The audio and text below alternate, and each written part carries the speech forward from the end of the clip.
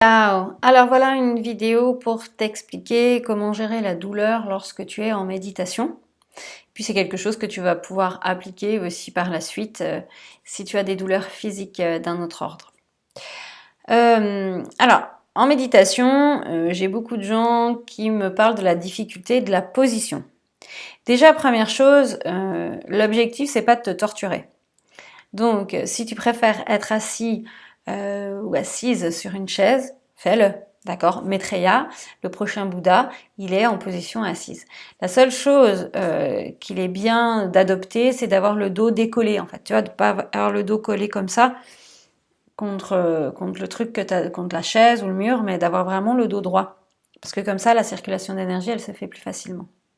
Et puis, lorsque tu es en méditation, donc imaginons que tu es en lotus, ou en demi-lotus, ou en tailleur, si tu commences à avoir mal au genou, par exemple, eh ben, moins tu vas bouger, moins ça va faire mal. Il y a un moment donné, c'est important de réaliser que la douleur existe parce que tu lui donnes de l'attention.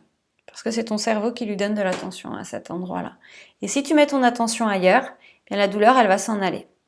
Ce que tu peux faire, par exemple, c'est, si tu as mal au genou, mettre ta main sur le genou et dire « Ok, j'ai vu que tu as mal là » et tu respires et tu imagines que ça se diffuse.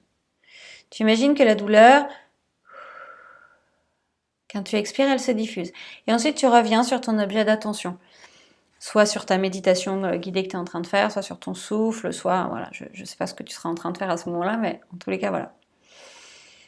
Ça, c'est la première chose. Et puis la deuxième chose, c'est aussi de réaliser que à partir du moment où tu vas bouger, la douleur va s'accentuer et ça va être très difficile de te remettre dans une position de méditation.